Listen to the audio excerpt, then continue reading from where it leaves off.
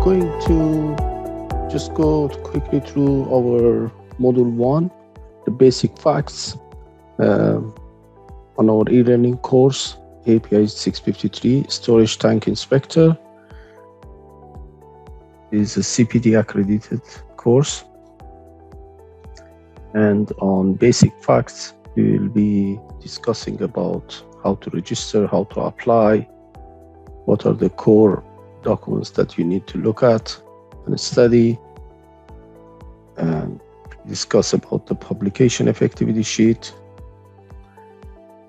and so forth. So how to apply for API 653, what you should expect during the exam day, time management during the exam, and we also shall discuss some exam tips.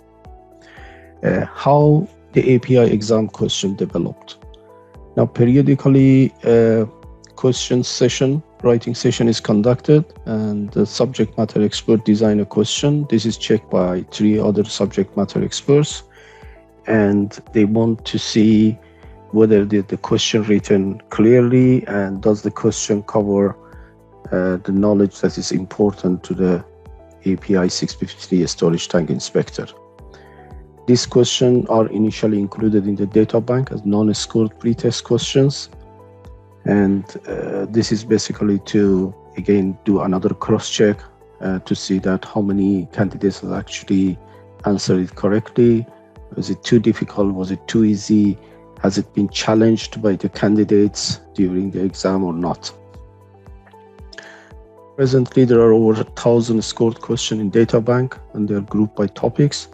So for each exam, you shall have 170 questions, 140 are scored, and the 30 are all those newly designed questions that are pre-test question or experimental question, and they are not scored. So the scored and non-scored questions are unmarked, they're all shuffled together. Therefore, you have to answer all the 170 questions. Out of 170 questions, 110 are closed book, and 60 questions are in open book part.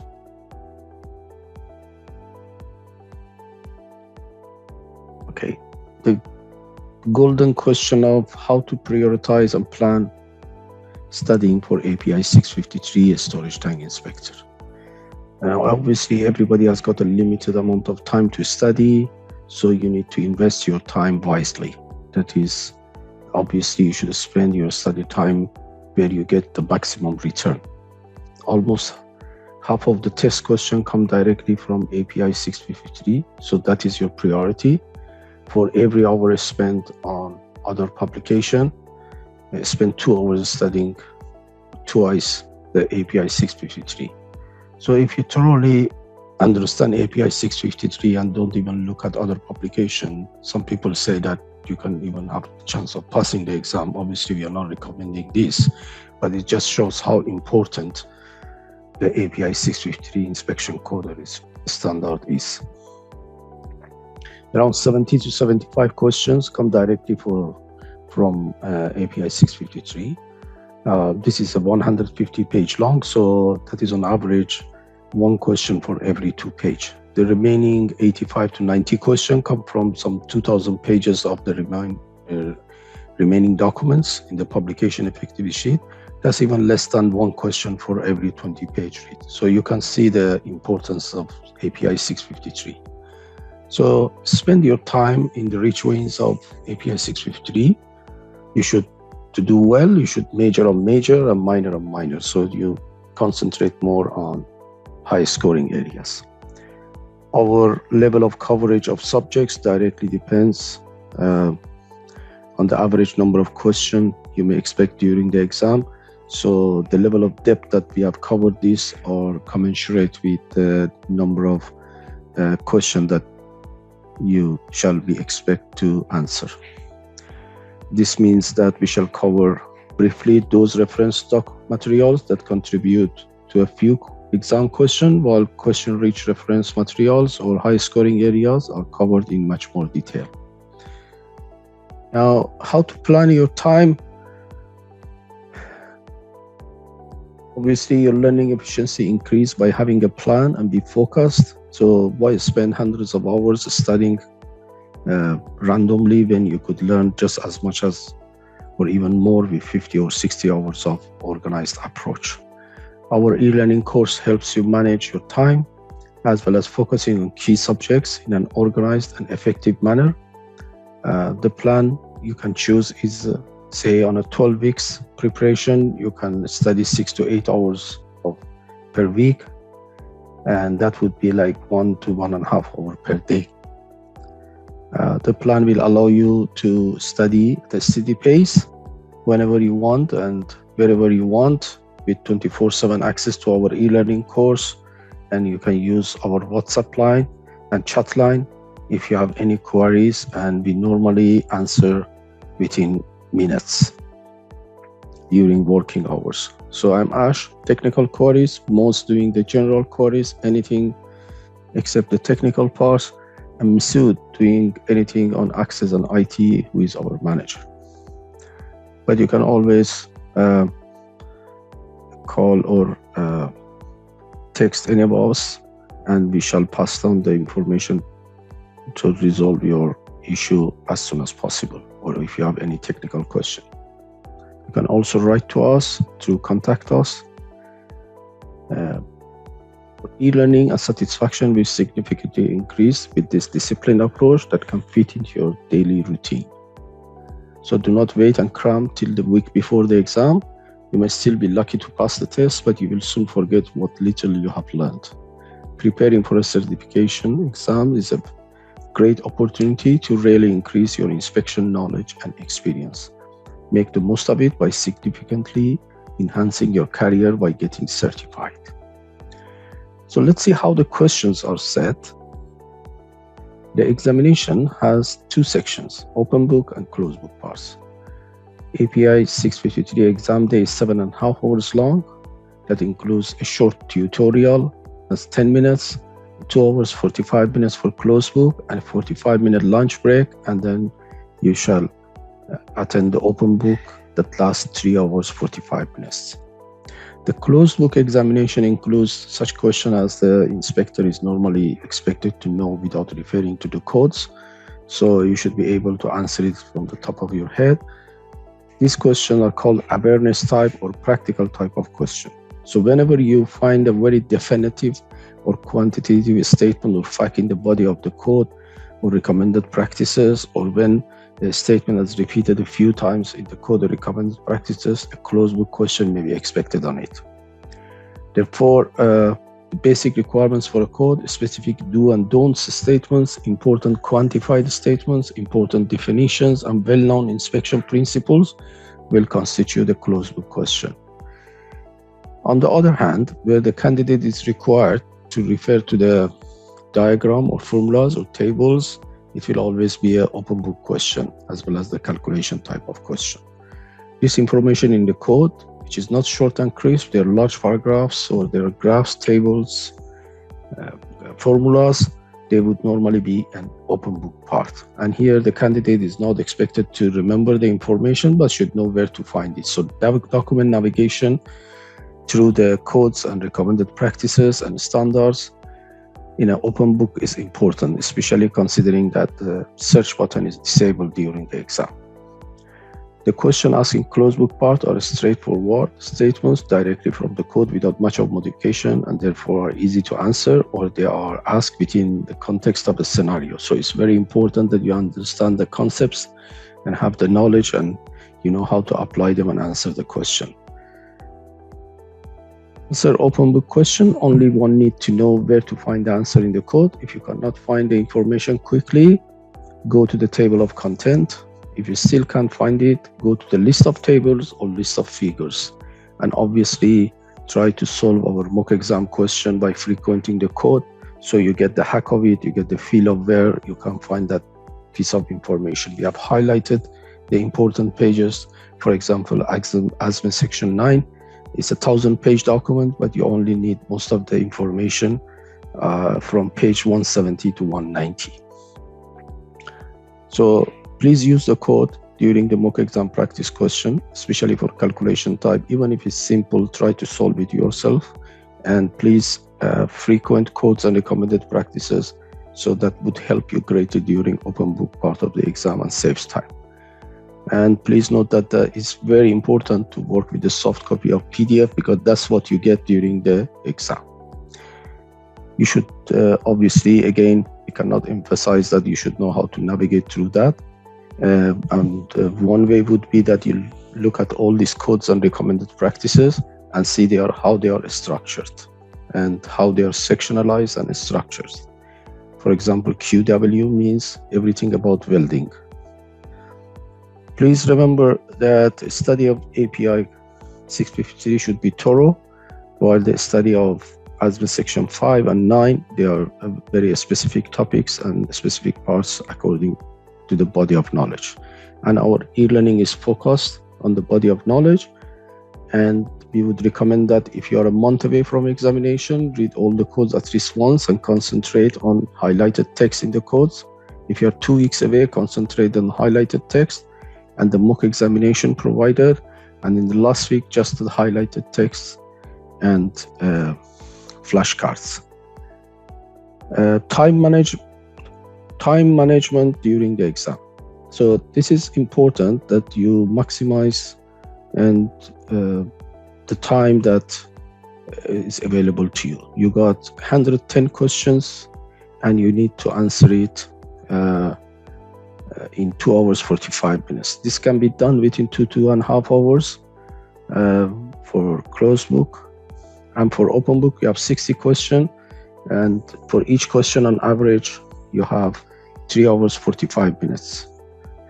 And so the total will be time for 60 questions will be 3 hours 45 minutes, and so for each question it will be 3 minutes 45 seconds. This is because you need to go to the code, refer to it, so make sure that you're quick in finding the relevant section in the open book. Always keep a time which is on the top corner of your computer screen. It shows the remaining time versus the number of questions you are actually presently attempting. For closed book, you have an average of 1.5 minutes, and for open book, you have 3 minutes and 45 seconds. This means that you should answer 40 questions per hour for open book part and 16 questions for closed book as a minimum to keep the pace. So if you are behind during the exam, start jumping the question. So any question that takes more than a minute to answer for closed book and more than 2 minutes to answer in, say, open book, just flag it off and jump to the next question. And then at the end, you can come back to it so that you don't miss the questions that are easy to answer, okay? At the end, you can click the reviewed marked questions tab and attempt them using your fill factor. Keep going like this until last 10 to 15 minutes and make sure that all the questions are answered, because there is no negative marking. And also you can review all button, press it and see that all the questions are answered. Anything not answered, it would have a different color. Normally a black color unless a blue or otherwise. So the exam stops for each section automatically once you run out of time. How do I prepare for classroom training? So this advice is mostly for people who are also opted for our classroom training, but it is also useful for candidates who are bought our e-learning courses as well. Now, this classroom training follows the access to e-learning. So we expect you to know you have gone through the e-learning, and because it's quite difficult to cover so many topics in 5 days. So we shall be going very fast and covering areas like NDT, WPS, welding, damage mechanism, lining, cathodic protection, construction code, inspection practice, pressure relieving devices. So there are so many topics, plus Q&A question and answer sessions, and also we'll solve some question and then answer your queries during that whole 5 days. So you need to, once you study the e-learning, Please make a note of your weak areas or anything that you are in doubt, and then you can ask our instructor during the classroom training. And the aim is to bring them to an acceptable knowledge over the attendees, so they are able to pass the exam. I mean, you paid a lot of money, and we would also like to, we expect that high exam pass rate for continued business for us. Remember that nobody can become an inspector by just a few days of classroom training, but we believe if you do the e-learning well enough, you study it, the classroom training would sort of complement your knowledge and would clear any doubt you might have. The e-learning course is around 50 to 60 hours, depending on your past experience and knowledge. Allocate another 20 hours for solving the quiz, practice question, and mock exams. And then obviously analyze the area of knowledge you're already competent, and then make a list of your weak areas. So as long as your weak areas are not part of high percentage exam question or high scoring areas, you're safe. Otherwise, you need to build up your strength and your knowledge to an acceptable level on those areas. And we have designed the mock exam question in a way to complement your knowledge and be in line with the actual API exam question. When solving a mock or sample question, you need to understand the underlying reason behind the right answer, and also try to understand why your answer are wrong. This would help you immensely during the real exam by avoiding mistakes and trick questions. So you can work the power of deduction and delete whatever is absolutely wrong by right-clicking on those answers and zooming on the possible right answers. Remember, API always asks you to select the best answer. So you might find that there are two answers that are both correct, but you should always select the one that is the best one. Study the e-learning regularly. Do not leave it until the day before the class and then cram for hours. It rarely works. And remember, everybody is different. So prepare a study plan, follow it, that suits you best. Make notes on areas you face difficulty, and be prepared to raise them during the classroom training. And remember that we are here to help, or you can always use the WhatsApp line, and if you have any question, you can ask us. So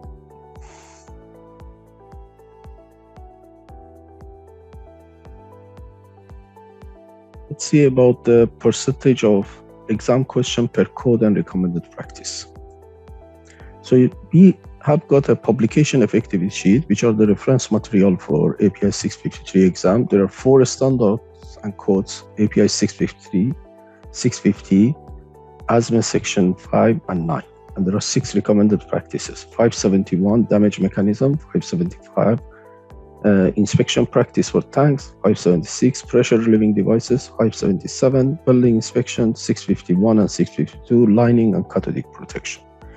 However, all of them are not equally important and therefore do not require equal emphasis. About 45 to 50% questions are asked from one code, API 653, which is some 150 pages long, while the rest contribute to 55%, which are some 2,000 pages.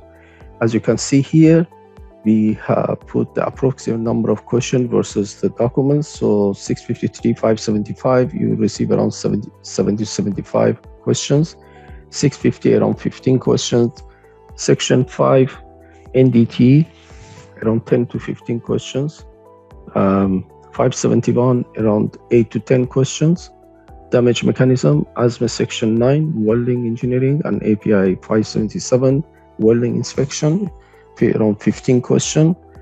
651 and 652, lining and cathodic protection, around 8 to 10 questions. 576, and safety, each one is around 5 to 6 questions. Now, API core certificates, there are 653, this one, piping, 570, and 510, pressure vessel.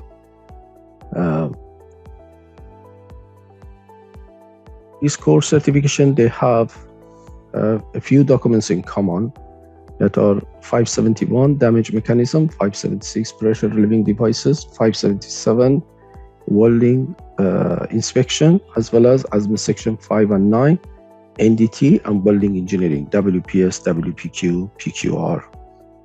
So approximately 30% of questions for all these 3 core certification are same.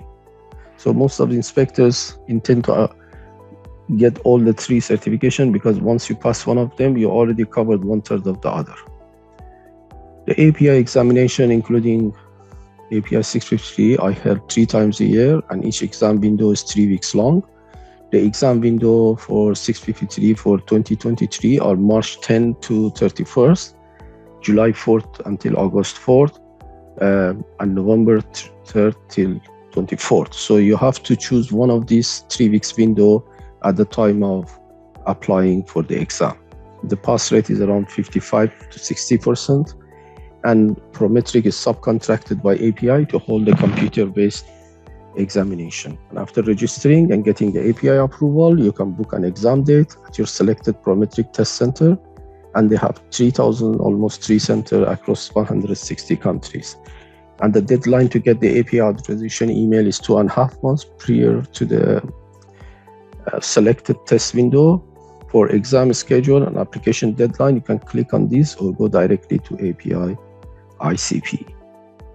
API is now offering remote proctored exams through Prometric remote testing platform, ProProctor, beginning in February 2021. All non-practical API exams are available through ProProctor.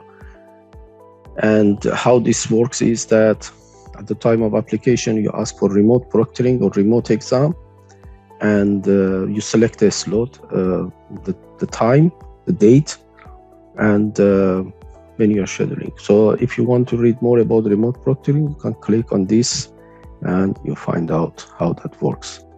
To get API approval attending 653 exam, you need to file the application form, and you can go to API ICP and apply there. Or you can click on this link here again, and then it takes you directly there. Then you upload your qualification, because as a prerequisite and your experience, provide 2 references and pay the fees, $940 if your company is not an API member, or $730 if the company is API member. Unfortunately, API does not grant individual membership, so it should be your company. So not many companies, they are API member, probably around 4,000 in the world, so most probably you end up paying the full fee of $940. The prerequisite, you can again see in API website, the experience plus education should be occurred within the last 10 years.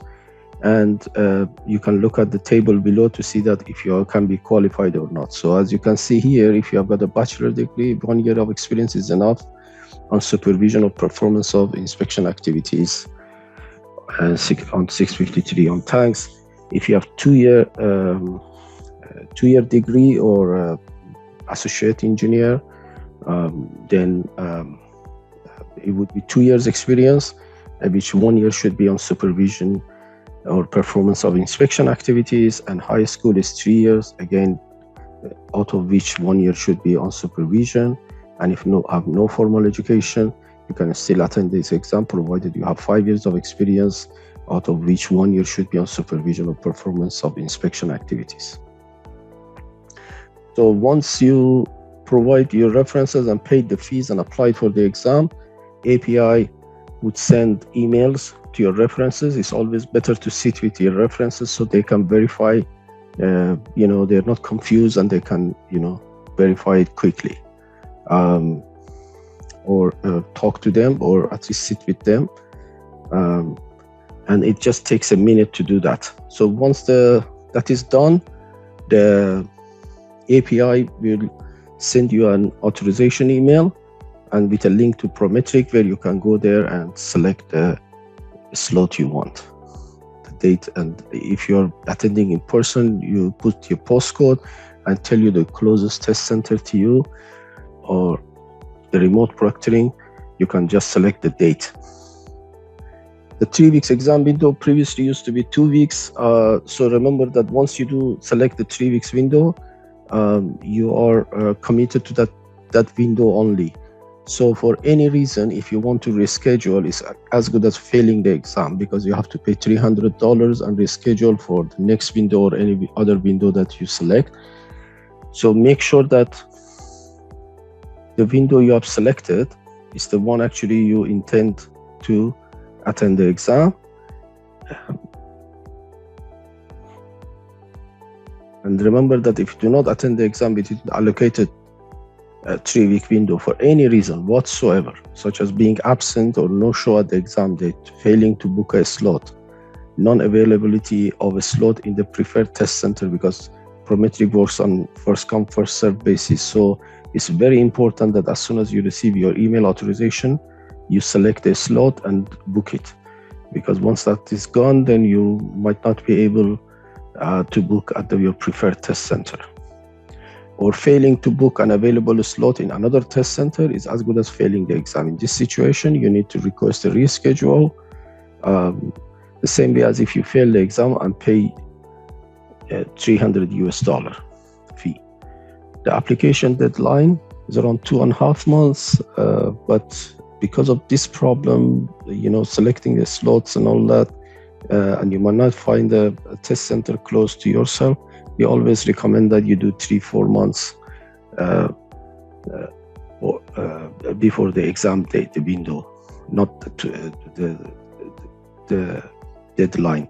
I mean, don't go by the deadline and do it just as, So this is especially important for API core exam 653.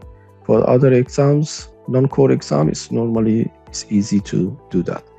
We have got 3,000 Prometric test center across 160 countries. So as again, I emphasize that schedule or schedule your exam immediately after receiving your exam authorization notice email from API. If the seat is not available, try a different date on another location.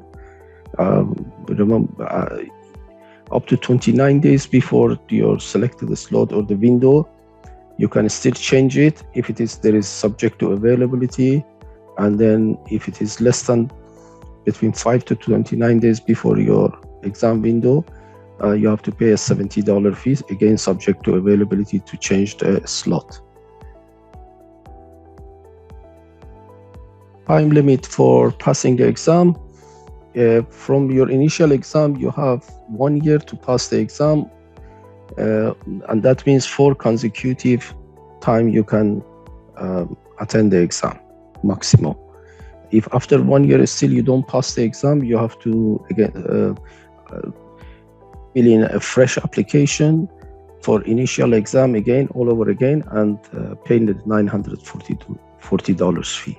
For every rescheduling is $300. So remember that to schedule your exam with the closest Prometric test center as soon as you receive the API authorization.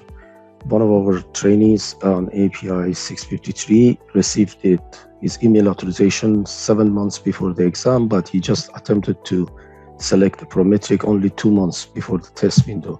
So he couldn't find the test center closest to himself, which was London, so he had to fly to Amsterdam to do the exam, because that was the only slot which was available. So otherwise, he had to wait another 6 months to reschedule for another slot. It's a day-long exam, so to find the location and the favorite one and the test center might be difficult if you are too late. And because they work on a first come first serve basis. The exam normally starts at 8:30. Make sure you reach the Prometric test center, or you're behind your desk if you're doing remote proctoring, remote exam. It's just half an hour before the scheduled time. If you reach or you report 15 minutes after that, they may refuse to admit you and treat it as a no-show. That means you have to pay $300 and reschedule. During the exam, they would ask you, before the exam, they will ask you for photo ID. It should be government-issued photo ID. And it should be valid. It should be have a picture and your signature on it, like a driving license or a passport. And there should be Latin characters. So they will check they do ID check, ask you to sign in. If you are in person, check you with a metal detector, ask you to turn up your sleeve and trouser, check your pockets, look at your reading glasses to ensure does not have any camera video recording, and ask you some security question, date of birth, email address. And you cannot carry anything with you except a bottle of water. No ornaments are allowed except a wedding ring. And Prometric shall supply you a couple of A4 size papers and pencil for taking notes, plus a simple calculator. Obviously, you cannot have this pen and paper and calculator during the remote proctoring or remote exam. You shall be in a room. You are not allowed to leave the room without the invigilator, who shall be watching you through the camera on your desktop. And there should be nothing on the table. You have to turn around the desktop, show the table. There is nothing there. Nobody is allowed to enter or enter the room during the exam. And you're not allowed to leave the room without the invigilator's permission. So it's the same rules apply regarding photo ID and security check. Remember that if you don't produce a photo ID or if it's not valid, then you shall be refused entry and it's treated as a no-show, even if it's a government-issued photo ID. One of our candidates for 653 had a driving license which was expired. He was refused entry. He returned half an hour later with a valid passport, but by the time it was too late, Prometric said as a result he had to pay the rescheduling fee of $300 and attend the exam 6 months later. So we always recommend that as a plan B, you have 2 government-issued photo ID and make sure that they are valid. There is a tutorial that before the exam, and there is a link here so you can practice. And practically this tutorial tells you how the icons work during the exam, and it takes 10 minutes or if you end it earlier. And then if you don't end it and the 10 minutes pass, it will end automatically, and your first part of the exam, which is the closed book, will start automatically. So I got several useful provisions there, like you can flag off the question, you can right click on the answer, so you strike them off by doing that. So you can narrow down to the possible right answer, zoom in and then select those answers. You can review all questions once again or review the flagged off question. And obviously the exam ends automatically when the remaining time showing on the right hand corner of this screen reaches 0 or it's up. There is no negative marking. You should roughly answer 70% of the question correctly. That's they normally bring it on a scale so that the level of difficulty is standardized across all the exam windows or a set of questions, exam questions, and you should have a minimum of 400 on a scale of maximum 500. No negative marking, therefore answer all the question. At the end, again, click review all or review incomplete question and see that you have answered them. API 653 exam sequence. API core examination had 2 parts, closed and open parts. Book. First, you will answer the closed book part, 2 hours 45 minutes for 110 questions, and after that you will have a break of maximum 45 minutes where you can leave the building and go for a lunch or a break or use the locker that they have provided you. After the break, you should start the second part open book and need to answer some 60 questions within 3 hours 45 minutes of allocated time. That is 3 minutes 45 seconds per question. The board search is disabled, so you should know which document and also which section you should look for. Each question in subsequent module shall explain how you could navigate between documents to find the right answer, chart or formula that you need to solve an open book back question. The 45-minute break, once you end the break button or you finish the first part, which is the closed book, or once your time is up, your break starts automatically. So this means that you have maximum of 45 minutes. We advise you to go back to your desktop or report to the Prometric Test Center at least 5 minutes before your closed book starts because at the minute the 45 the break has been up, your exam of closed open book would start automatically regardless whether you are behind your desk or not. And one of our candidates went for a break, so he was lost on the way. By the time he came, he was half an hour late, and that half an hour late was taken off his 3 hours 45 minutes open book. So he had only 3 hours 15 minutes to answer the open book part. Unfortunately, he passed. So remember that the 45 minutes break is not like you can go there anytime. It would, once it's consumed or is spent, then your open book would automatically start. I would like to give you some tips on time management during exam. First, remember that if you leave the examination room for, say, using the toilet, drinking water, or you need to take your ID with you, report to the security outside the examination room and sign out. On return, you have to go to the almost same initial security check. They will check your ID again. And during all this time, the clock is running. And remember that your exam is not concluded until your time is up or when you press the end exam button. So for any reason, you are not effectively attempting the questions, the time is clicking, right? So make sure that you use your time wisely. And if you still need to go and get some water or use the toilets, or if you want to put a comment on the caption of the question, all this time, the time is ticking and it's coming off your time.